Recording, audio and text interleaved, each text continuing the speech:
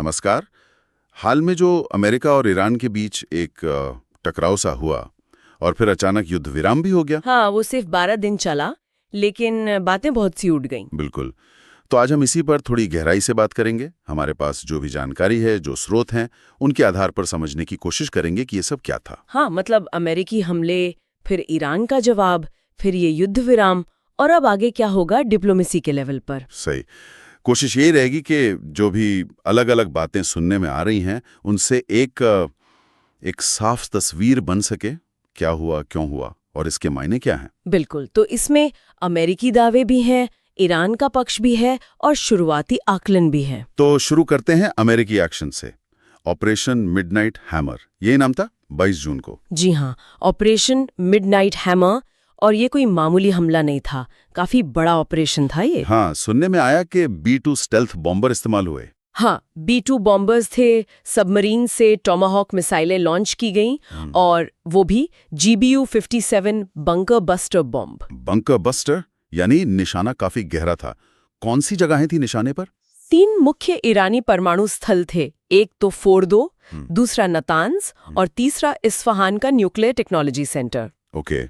और अमेरिका का कहना क्या है? कितना नुकसान हुआ? देखिए, अमेरिकी अधिकारियों का तो दावा है कि ईरान के न्यूक्लियर एनरिचमेंट के ढांचे को गंभीर नुकसान पहुंचाया है उन्होंने। गंभीर नुकसान? हाँ, और कुछ हिस्से तो उनके मुताबिक पूरी तरह नष्ट हो गए हैं। पूरी तरह नष्ट? ये तो बहुत बड़ा दावा है, लेकिन क्या सब यही मान रहे हैं? मतलब ईरान क्या कह रहा है या कोई और एजेंसी? यही पर थोड़ा फर्क आ जाता है। ईरान तो जाहिर ऐसे कम करके बताएगा, लेकिन जो IAEA है, मतलब इंटरनेशनल एटॉमिक एनर्जी एजेंसी, हाँ, जो नजर रखती है इन सब पर। बिल्कुल। तो IAEA और कुछ खुफिया रिपोर्ट्स जो लीक हुई हैं, वो कहानी थोड़ी अलग बता रही हैं। उनका मानना है कि नुकसान तो हुआ, पर शायद इतना नहीं। अच्छा, कितना फिर? वो कह रहे हैं कि शायद प्रोग्राम में कुछ महीनों की देरी हो सकती है, मतलब सालों की नहीं, बस कुछ महीनों की। ओहो, तो पूरी तरह तबाही और कुछ महीनों की देरी, इसमें तो बहुत बड़ा अंतर है। हाँ, जमीन आसमान का फर्क है। और एक और बात दिलचस्प है। क्या? हमलों की प्रिसिजन पर, मतलब सटीकता पर बहुत जोर दिया जा रहा है। कहा जा रहा है कि उन्होंने खासतौर पर वेंटिलेशन शाफ्ट्स को निशाना बनाया। वेंटिलेशन शाफ्ट्स को? हाँ, और ये भी सुनने में आया है कि इस तरह के हमले की तैयारी करीब 15 साल से चल रही थी। 15 साल? तो ये कोई अचानक से लिया गया फैसला नहीं नहीं, था? बिल्कुल नहीं।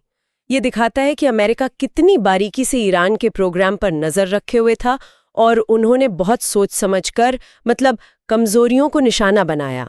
एक तरह से सर्जिकल स्ट्राइक जैसी बात हुई। तो ये तो हुई अमेरिका की कार्रवाई। जाहिर है ईरान ने भी कुछ जवाब दिया होगा। दिया। अगले ही दिन 23 जून को नाम दिया operation glad tidings of victory. वाह, नाम तो बड़ा रखा है। क्या किया उन्होंने? कतर में जो अमेरिका का बड़ा एयर बेस है, अल उदीद, हाँ, बहुत अहम बेस है वो। उसी की तरफ करीब 19 मिसाइलें दागी। 19 मिसाइलें? फिर तो नुकसान हुआ होगा। नहीं, असल में लगभग कुछ नहीं। कतर और अमेरिकी डिफेंस सिस्टम ने ज्यादातर मिसाइलों को हवा में ही रोक दिया। अच्छा, कोई हताहत नहीं? कोई हताहत नहीं हुआ।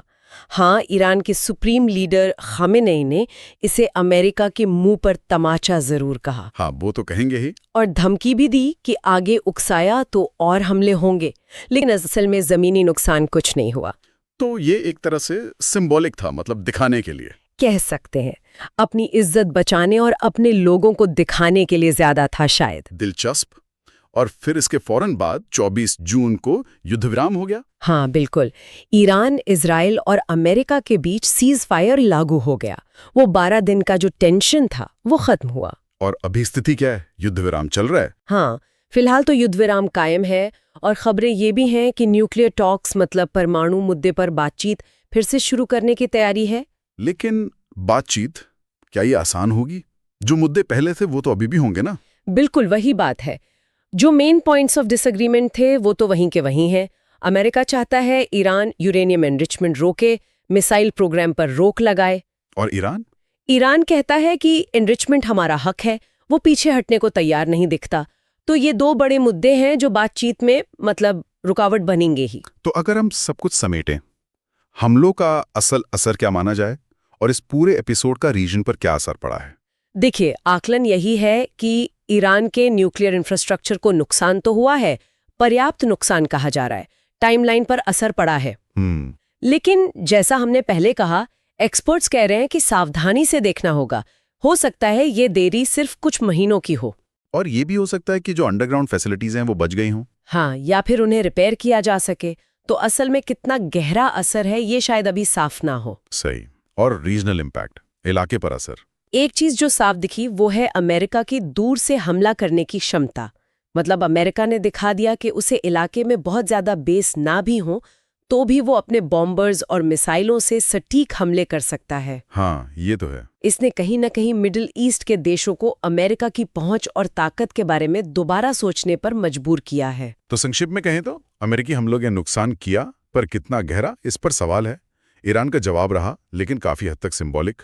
युद्ध विराम है अभी, और बातचीत की कोशिशें शायद फिर शुरू हों, पर पुरानी दिक्कतें बनी हुई हैं। बिल्कुल सही।